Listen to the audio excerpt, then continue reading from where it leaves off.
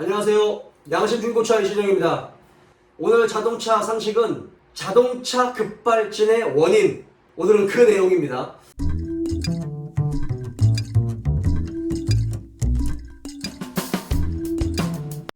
자, 내용이 굉장히 어려울 수 있어요. 그리고 이거는 이제 굉장히 민감한 사항일 수 있기 때문에 저 혼자만의 생각이 아니고요.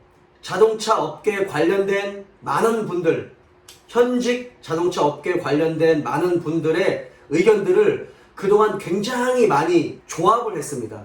근데 그 중에서 이 공통적인 게 한 가지가 나오더라고요. 오늘은 그 부분을 좀 소개해드리고자 합니다. 그래서 이 영상은요, 제가 하는 이야기가 답이 아니고요. 아, 그럴 수도 있겠구나. 아, 요렇게도 생각하는구나. 뭐 요렇게 생각해 주시면 감사하겠습니다. 이거는 뭐 제 개인적인 뇌피셜로만 할 수 있는 영상이 아니니까요. 그냥 그렇구나 라고 참고하시면 되겠습니다.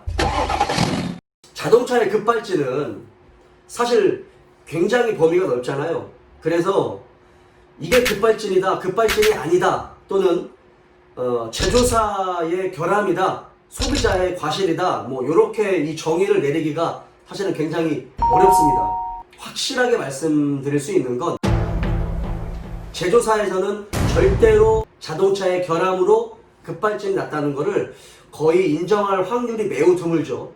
자, 그러면 자동차 업계에 근무하시는 현직 뭐 엔지니어분들이나 뭐 정비사분들, 뭐 여러 이 현직 업계 분들의 의견 중에 공통적인 거, 이거는 뭐 조금 더 자동차에 관심이 있으신 분들은 아, 그럴 수 있겠다라고 생각을 할 수 있는 이런 작은 부분 중에 하나를 말씀을 드릴게요. 자, 먼저 대략 내연기관의 자동차 같은 경우는 대충 한 3만 개 정도 이상의 부품으로 이루어져 있다고 하잖아요. 그 중에는 뭐 기계식도 있고 뭐 전자식도 있을 겁니다.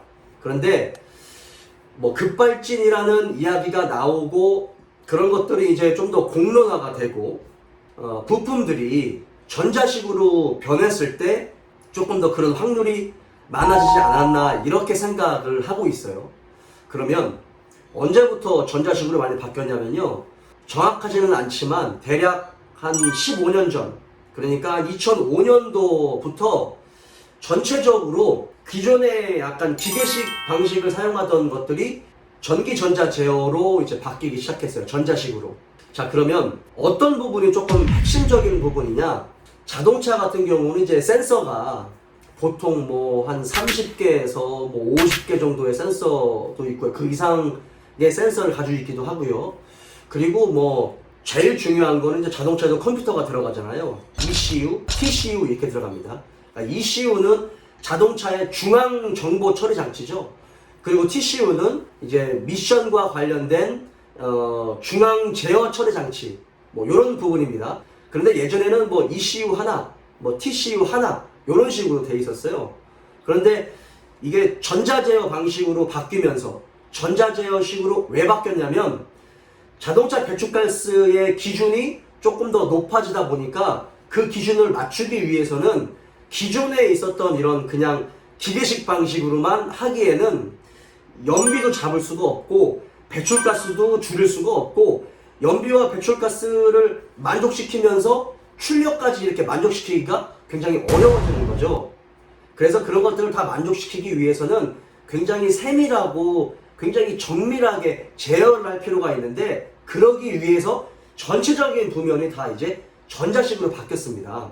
자, 그러면 예전에 비해서 이 중앙 제어 처리 장치 ECU 이런 부분이 왜 중요하냐면요, 자동차에 붙어있는 이런 센서들이나 자동차가 시동이 걸리고 공회전을 하고 움직이고 또 제동을 하고 코너로 돌아가고 이런 모든 정보가 ECU에 집합이 돼요. 실시간으로 ECU에 정보가 공유가 됩니다. 그런 정보에 따라서 ECU에서 A한테 명령을 내리고 B한테 명령을 내리고 이렇게 명령을 내리는 거예요. 자, 그러면 ECU가 하나일 때와 그 이상일 때는 좀 달라질 수가 있을 겁니다. 요즘 차들은 ECU가 뭐 2개, 3개, 4개, 5개, 6개 그 이상의 ECU들이 많아요. 그러니까 사실은 중앙에서 제어하는 ECU는 하나가 있을지는 모르겠지만 그 ECU와 비슷한 역할을 하는 보조 ECU들이 굉장히 많이 있어요. 그런 것들이 이제 5개 이상씩 있다 보면 혹시라도 이게 트러블이 발생할 수 있고 변수가 생길 수 있다는 그런 부분이 조금 더 공통적인 부분이더라고요. 어떤 부분에서 조금 더 합리적인 의심을 할 수 있느냐, 시동을 걸고 공회전이 아닌 상태에서 뒤에 놓은 상태에서 뭐 갑자기 차가 튀어나간다든지, 주행을 잘 하고 있는데 주행 도중에 갑자기 RPM이 상승하면서 차가 막 튀어나간다든지, 이런 경우에 급발진이 생기잖아요. 그러면 시동과 관련된 부분, 공회전과 관련된 부분, 동력 전달에 관련된 부분, 그 부분에 있는 이런 센서들이 혹시나 오작동을 하는 게 아닌가라는 합리적인 의심을 할 수가 있어요.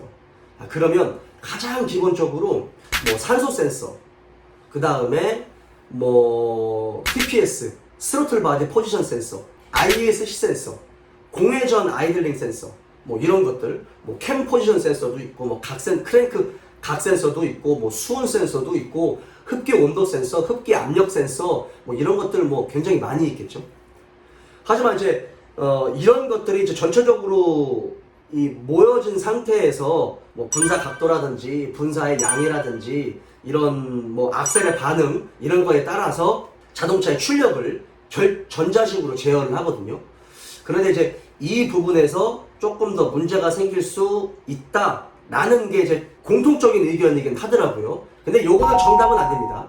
자, 그러면 아까 말한 이제 자동차에서 조금 더 중요한 센서들, 이런 산소 센서 같은 경우는 시동을 딱 걸리면 배출가스에서 나오는 이 배기가스의 양을 측정을 해가지고 연료가 노무하게 들어가냐, 희박하게 들어가냐, 뭐 요거에 따라서 연료를 더 쏴주느냐, 뭐 덜 쏴주느냐, 요런 거를 이제 측정하기도 하고요.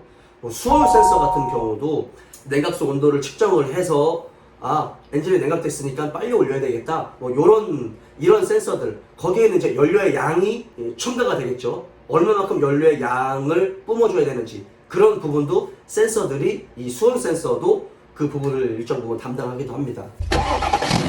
자, 그리고 뭐 스로틀 바디 포지션 센서, 이 가솔린차 같은 경우는 스로틀 바디 포지션 센서가 또 급발진에는 또 하나의 역할을 한다고 이야기를 전해 들었어요. 왜냐면 예전에 악셀을 밟으면 이 스로틀 바디가 기계식이었을 때는, 케이블 방식이었을 때는 그런 게 크게 상관이 없는데, 전자식으로 바뀌면서 악셀을 밟으면 이제 스로틀 바디에 있는 이 액추에이터, 전기장치 액추에이터가 이 스로틀 바디 플랩을 열고 닫고 이렇게 하거든요. 그거를 전자식으로 바꿔놨어요. 그러다 보니 이런 포지션 센서 같은 거, 이런 부분에 오작동이 났을 때 뭔가 갑자기 스로틀 바디가 갑자기 확 열려버린다든지, 확 닫혀버린다든지, 요랬을 때는 이상적인 변수가 생길 수 있는 거죠. 그 다음에 이제 ISC 센서 같은, 공회전 아이들링 센서 같은 경우는 시동을 그냥 딱 켜놓고 굳이 악셀을 밟지 않아도 시동이 꺼지지 않잖아요. 그거는 스로틀 바디 포지션 센서가 이게 완벽하게 딱 닫아놓는 게 아니에요. 미세하게 열어놓고 있어요. 예, 그 상태에서 시동이 꺼지지 않게끔만 공기가 들어갈 수 있게 스로틀 바디를 딱 열어놓고 있는데, 그것도 ISC 센서와 연관이 있는 거죠. 그런데 여기에서 뭔가 어떤 조건이 맞아가지고 해석이 달라진다라고 하면 이제 이게 어떤 급발진과 또 연관이 될 수 있는 또 조건을 만들기도 한다라고 전해드렸습니다. 자, 그리고 또 하나, 센서의 오작동도 그렇게 있을 수가 있고요. 액추에이터, 이제 어떤 주파수나 전기의 신호를 통해서 기계적으로 움직이는 거죠. 이게 뭐 회전 운동을 한다든지, 뭐 직선 운동을 한다든지, 그런 것들이 이제 액추에이터거든요. 액추에이터 같은 경우도 기계다 보니까 전기 신호를 받아서, 전자적인 신호를 받아서 움직이는 이 기계 장치다 보니까 언제 어떻게 오작동을 일으킬 수 있을지 몰라요. 그러니까 이런 스로틀 바디 같은 경우도 액추에이터가 열고 닫고 하는 거고, 뭐 터보, 요즘은 이제 뭐 진공으로도 터보를 조절하지만 전기 신호를 가지고 EVGT라고 해가지고 전기 신호를 가지고 베인의 각도도 조절하기도 하고 뭐 그렇게 하잖아요. 이런 여러 가지 이 기계적으로 움직일 수 있는 액추에이터 같은 경우도 오작동을 할 수 있는 조건이 맞으면 그렇게 할 수 있다라는 이야기겠죠. 그리고 제 댓글에 그 하이브리드 차를 추천하지 않는 이유에 대한 영상을 찍었을 때 제 댓글에 이 전자기기를 개발하는 이 엔지니어 분께서 댓글을 달아주셨는데, 제가 거기에 자동차가 이런 잔고장이 없으려면 굉장히 단순해야 된다라는 이야기를 했거든요. 옵션이 많이 들어가면 안 된다. 근데 그 부분에 굉장히 공감을 하시면서 본인도 이 전자제품을 개발하고 만드는 이런 일을 하는데 전자제품을 크게 믿지 않는다, 솔직히 이런 말씀을 하셨거든요.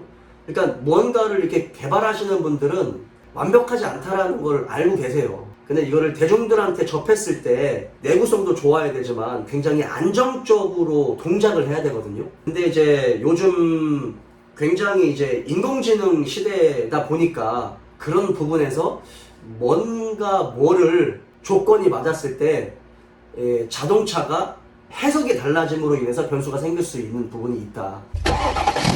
또 하나 좀 합리적으로 추론을 할 수 있는 게 뭐냐면요, 이게 전자 회로 있잖아요. 전자 기판 회로, 이게 여기서도 조금 문제가 발생될 수도 있을 것 같아요. 왜 그런 말씀을 드리냐면, 단선하고 단락이라는 게 있거든요. 단선은 말 그대로 뭔가 끊어지는 거예요. 그러면 길이 끊어지면 아예 그냥 멈춰버리잖아요. 그러면 에너지가 흐르지 않겠죠. 그런데 단락 같은 경우는 해석이 달라져요. 이쑤시개가, 자, 이게 이쑤시개가 탁 끊어져 버리면, 이렇게 끊어져 버리면 있잖아요. 이게 전선이 연결되지 않기 때문에 에너지가 움직이지 않거든요. 그런데 얘가, 단락은 살짝 탁 끊어져 가지고 이 부분이 어딘가에 접촉이 돼 버리는 거예요. 끊어져 버리면 상관이 없는데 이렇게 달랑달랑 매달려 가지고 어느 다른 부위에 딱 접촉이 돼 버리는 거지. 그러면 전혀 다른 변수가 나타나요. 이게 무슨 의미냐면요, 전자 회로 기판 같은 경우 굉장히 복잡하게 되어 있잖아요.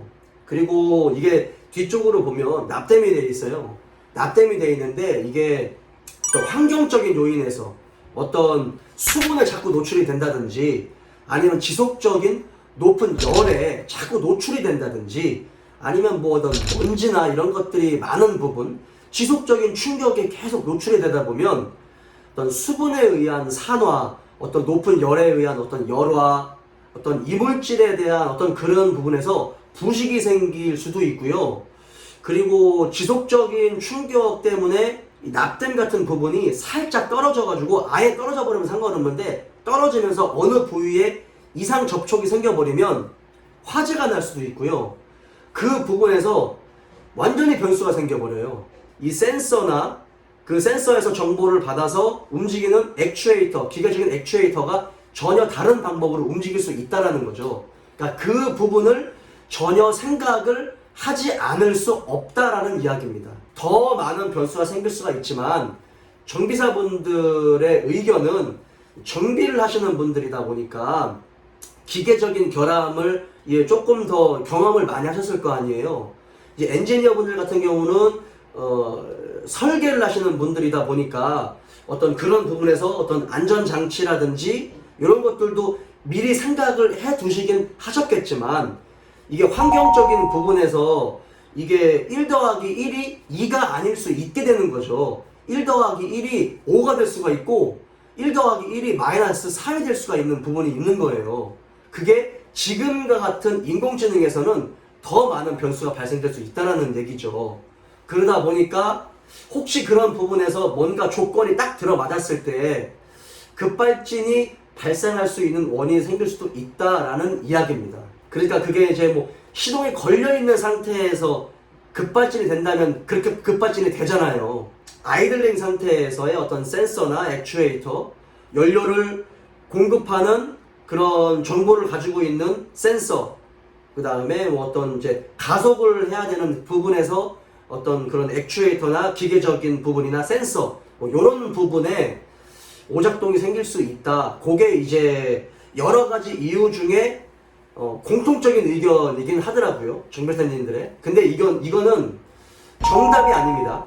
예, 정답이 아니기 때문에 그럴 수도 있겠다라고만 생각하시면 되는 부분이고, 자동차를 좋아하고 계속 자동차를 공부하고 있는 입장에서 현직 정비사분들과 계속 모임을 가지고 또 그분들도 나름대로 계속 정보를 습득할 거 아닙니까? 예, 그런 것들을 조합해 볼 때 지금 앞서 설명한 그 부분의 변수도 있을 가능성이 조금 더 높다. 다른 것들보다 조금 더 높을 수도 있다. 이렇게 말씀하시는 분들이 좀 많이 있었습니다. 그리고 다음번 영상에 제가 급발진과 매우 비슷한 어떤 그런 아찔한 경험을 한 적이 있거든요.